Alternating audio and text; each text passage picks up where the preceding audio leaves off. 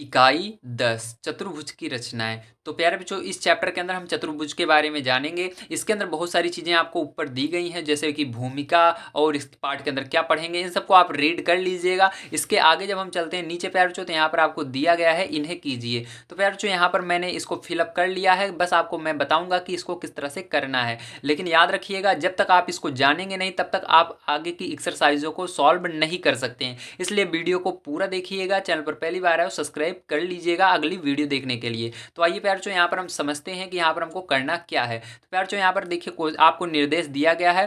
पार्श्व चित्र में चतुर्भुज ABCD को देखकर निम्नांकित सारणी को पूरा कीजिए। मतलब ये आपको एक चित्र डायग्राम दिया गया है, चित्र दिया गया है। इसके मदद से आपको क्या करना है, यहाँ पर जो रिक्त स्थान है इसको फिलअप करना है। तो आइए प्यारे बच्चों, पहला नंबर हम पहले क्वेश्चन को लेते हैं और यहाँ पर देखते हैं यहाँ पर क्या कह रहा है। तो प्यारे बच्चों, यहाँ पर आपको क्रम संख्या दी गई है कि कितने क्वेश्चन टोटल हैं, और यहाँ पर आपको दिया गया चतुर्भुज ABCD के अंग, यानी कौन सा क्वेश्चन है। ठीक है, तब आपको कहा जा रहा है 4 शीर्ष। तो आपको इसके अंदर बताना है 4 शीर्ष कौन से होते हैं। तो यहाँ पर आगे आपको 2 शीर्ष दिए गए हैं AB। तो यहाँ पर शीर्ष का मतलब होता है प्यारे बच्चों, ये जो होते हैं, ठीक, इसको शीर्ष करते हैं कोने वाले को। ठीक, बिल्कुल। तो AB आपको दिया गया है, तो 2 हमको पता है, तो 2 हम लिख सकते हैं C और D। तो ये क्या है, शीर्ष हैं। तो प्यारे बच्चों, आपका ये पहला कंप्लीट हो चुका है। अब दूसरा देखिए प्यारे बच्चों, दिया गया 4 भुजाएं। तो प्यारे बच्चों, 4 भुजाएं देखिए, यहाँ पर आपको एक भुजा दी गई है AB।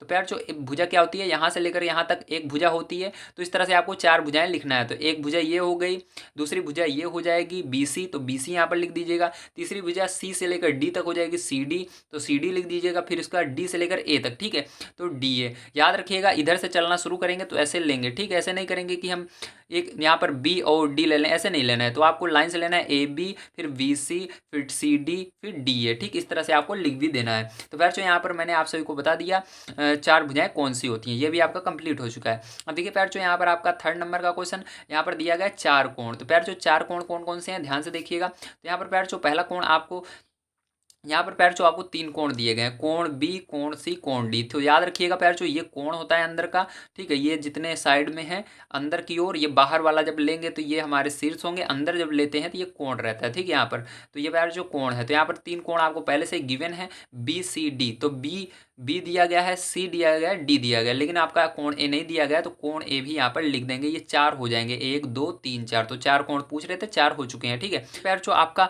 4 नंबर का क्वेश्चन क्या कह रहा है, संलग्न भुजाएं। ठीक है, आपको यहाँ पर संलग्न भुजाएं बतानी है। तो संलग्न भुजाएं कहते हैं मिलती जुलती भुजाओं को। तो देखिए यहाँ पर AB जैसे AD के बराबर है। तो देखिए AB जैसे दिख रहा है, उसी तरह AD भी दिख रहा है। अगर आप इसको पटरी से नापेंगे, जितनी बड़ी ये है उतनी बड़ी ये भी होगी। तो आगे देखिए प्यारे बच्चों, अब हम यहाँ पर देखें इसको, ये तो यहाँ पर ले लिया गया। अब यहाँ पर कौन सी भुजाएं बची, ये दोनों भुजाएं बच गई हैं और देखने में सेम है, ये वाली भुजा और ये वाली। तो यहाँ पर आप लिख दीजिएगा BC और प्यारे बच्चों इसके आगे CD। तो ये वाली भुजा और ये वाली दोनों बराबर होंगी। ठीक है, आइए इसके बाद देखते हैं प्यारे बच्चों, ये वाला भी आपका कंप्लीट हो चुका है और ये वाला भी कंप्लीट हो चुका है। अब देखिए प्यारे बच्चों, इसके बाद विकर्ण आपको पता होना चाहिए। तो विकर्ण इसी को कहते हैं जो ये अंदर है। ठीक है, तो ये जो आपको डॉट डॉट वाली लाइन दिख रही है दोनों साइड, ये विकर्ण होते हैं। तो देखिए प्यारे बच्चों, यहाँ पर आपको एक विकर्ण दिया गया AC, मतलब ये वाली लाइन आपको दी गई है AC, और आपको दूसरी वाली लाइन लिखनी है, मतलब BD लिख देना है यहाँ पर। तो ये वाला भी आपको पता चल गया, विकर्ण ये 2 होते हैं। ठीक है, आइए चलते हैं प्यारे बच्चों, इसके बाद हम 6 नंबर क्वेश्चन पर देखिए, यहाँ पर दिया गया है सम्मुख कोण। तो प्यारे बच्चों, सम्मुख कोण होता है आमने सामने के कोण। तो देखिए कोण A के सामने कौन सा है, कोण A के सामने कोण C है। ठीक, तो यहाँ पर दिया गया है कोण A के सामने कोण C। उसी तरह से कोण B के सामने क्या रहेगा, कोण D है, तो कोण D लिख देना। ठीक है, अब देखिए यहाँ पर सम्मुख भुजाएं, मतलब आमने सामने की भुजाएं। तो आमने सामने की, जैसे AB के सामने कौन सी भुजा है, AB के सामने ये वाली भुजा है DC। ठीक है, AB के सामने DC है। उसी प्रकार से प्यारे बच्चों, AD के सामने इस वाली के सामने ये वाली है। ठीक, तो AD के सामने BC रहेगी, तो यहाँ पर BC लिख दीजिएगा। तो प्यारे बच्चों, आप सभी को समझ में आया होगा। आइए चलते हैं प्यारे बच्चों इसके आगे और देखते हैं हम ये जो आपको चतुर्भुज दिए गए हैं, इसके अंदर फिलअप कर लेते हैं कि यहाँ पर क्या क्या चीज़ें भरनी है। तो ध्यान से देखिए इसको।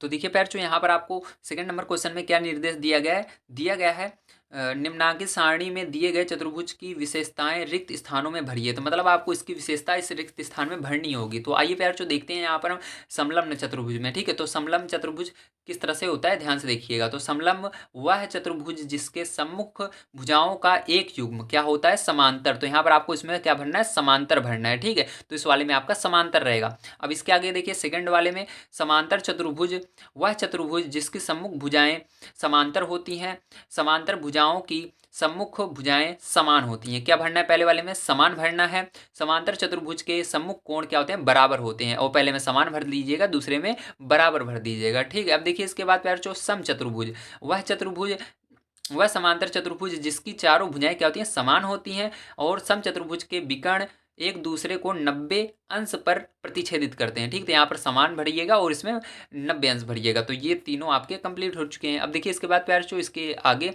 आयत वाला, तो आयत वह चतुर्भुज है जिसकी सम्मुख भुजाएं क्या होती हैं? समान होती हैं, सॉरी समांतर होती हैं। समान या समांतर एक ही बात है, ठीक है। तो वह चतुर्भुज है जिसकी सम्मुख भुजाएं क्या होती हैं? समांतर होती हैं और प्रत्येक कोण जो होता है कितने अंश का होता है? 90 अंश का होता है प्यारे बच्चों, ठीक है। अब देखिए प्यारे यहाँ पर दिया गया आयत के दोनों विकर्ण क्या होते हैं और इसके अंदर समान होते हैं, ठीक है। विकर्ण क्या होते हैं प्यारे? मैंने बता दिया, ये जो बीच में से खींचते हैं तो यहाँ से लेकर यहाँ तक जो होता है ये विकर्ण होता है। तो देखिए दोनों समान होंगे, ठीक। अगर आप इसको खींचेंगे या पटरी से नापेंगे तो, ठीक है। तो ये हो जाएगा। आइए देखते हैं प्यारे इसके बाद हम वर्ग वाला। तो वर्ग देखिए वह चतुर्भुज जिसकी चारों भुजाएं बराबर होती हैं। वर्ग वह होता है जिसकी चारों भुजाएं, देखिए चारों भुजाएं क्या है? ये वाली जितनी रहेगी उतनी ये भी रहेगी, उतनी ये भी, ठीक है। चारों भुजाएं क्या रहेंगी? बराबर रहेंगी और प्रत्येक कोण यानी इसके अंदर जितने भी यहाँ पर कोण बनेंगे वो कितने अंश के रहेंगे? 90 अंश के रहेंगे। कितने अंश के रहेंगे? 90 अंश के रहेंगे।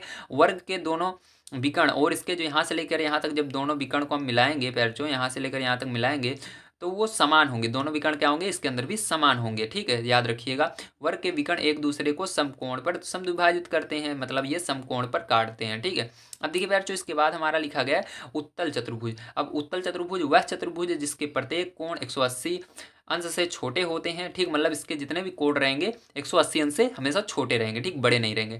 क्रमशः 1 2 3 4 5 6 में दिए गए चतुर्भुज में प्रत्येक, मतलब जितने भी यहाँ पर दिए गए हैं प्रत्येक चतुर्भुज का प्रत्येक कोण 180 अंश से छोटा है। सीधी बात है। तो आप कहेंगे 6 वाले में कैसे? 6 वाला तो अभी हम कर ही रहे हैं। तो हाँ यहाँ पर प्यारे बच्चों दिया गया है ना 180 अंश छोटा, तो सीधी सी बात है इसका भी छोटा होगा, इसका भी 90 अंश का होगा, इसके अंदर भी 90 का होगा एक कोण, ठीक है। तो यहाँ पर इसका मतलब 180 अंश से जितने भी अभी तक हमने यहाँ तक 6 तक पढ़े हैं सभी चतुर्भुज के छोटे होंगे, ठीक है। तो यहाँ पर 180 अंश भर लीजिएगा।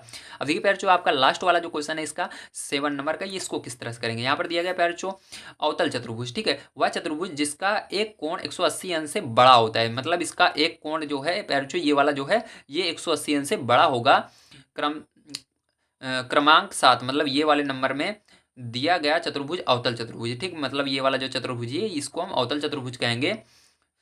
इसका एक कोण, इसका जो एक कोण होगा वो डी जो है, ठीक है, जो इसका एक कोण है डी वाला, ये किससे? बी और सी से। ये बी और सी से क्या होगा? हमेशा बड़ा होगा, क्योंकि प्यारे ये जो है 180 अंश का है। तो 180 अंश का है तो प्यारे ये वाले और ये वाले कोण छोटे होंगे, ठीक। याद रखिए क्योंकि इसके अंदर 3 कोण है ना, तो 2 कोण जाइए जो आप लिख दीजिएगा यहाँ पर, जाइए ए से लिख दीजिएगा, जाइए बी से लिख दीजिएगा, कोई बात नहीं है, ठीक। बस लिखना आपको है इससे छोटे, इससे ये डी वाला बड़ा होगा इन दोनों से, ठीक है। तो उम्मीद है प्यारे आप सभी को समझ में आया होगा। मैंने आप सभी को ये सब समझाना बहुत जरूरी समझा, इसलिए मैंने आज की वीडियो में आप सभी को इसके अंदर जो भी चीज़ें थी उसको समझा दिया है बढ़िया तरीके से, ताकि कल की वीडियो में आप सभी इसका रिवीजन करके आएँ और आप सभी जो एक्सरसाइज हमारी अब कल की वीडियो में हम देखेंगे अभ्यास 10A, ठीक है। एक सेकंड आपको दिख नहीं रहा होगा, हाँ देखिए जो एक्सरसाइज 10A है इसको हम बढ़िया तरीके से आपको समझाएं और आप सभी समझ पाएँ, ठीक। क्योंकि इसके अंदर सारी चीज़ें पीछे जो मैंने कराई है वही सारी चीज़ें इसके अंदर दी गई हैं। अगर आप सभी इसको खुद करना चाहेंगे तो खुद भी आप कर सकते हैं। तो कल की वीडियो बहुत खास होने वाली है आप सभी के लिए। कल एक स्टूडेंट ने कमेंट किया था कि सर आपने ये वाला चैप्टर कंप्लीट नहीं कराया, इसलिए मैंने कहा था कि कल कंप्लीट करवाने लगूंगा मैं इसको। इसलिए आज की वीडियो में मैंने आप सभी को चैप्टर 10 का इंट्रोडक्शन पार्ट कंप्लीट करवा दिया है और कल की वीडियो में हम अभ्यास 10A कंप्लीट करेंगे। उम्मीद है आप सभी को वीडियो पसंद आया होगा और आप सभी हमारे चैनल पर बढ़िया तरीके से पढ़ रहे होंगे। मैं आपको बता दूं इसके पीछे की जितनी भी एक्सरसाइज हैं सबको कंप्लीट करा रखा है मैंने प्यारे बच्चों। आप सभी जाइए और जितनी भी हमारी वीडियोस हैं सबको देखिए, समझिए और जानिए कि हाँ मैथ को कितनी आसानी से हम लगा सकते हैं। तो मिलते हैं अगली वीडियो में प्यारे बच्चों। आप सभी को ये वीडियो कैसा लगा प्लीज़ कमेंट करके बताइएगा। चैनल पर पहली बार आए हो सब्सक्राइब जरूर कर लीजिएगा अगली वीडियो देखने के लिए, और इस वीडियो को जितना हो सके अपने दोस्तों तक शेयर कीजिए ताकि वो भी आपके साथ मिल करके समझ सकें, पढ़ सकें। Thank you very much.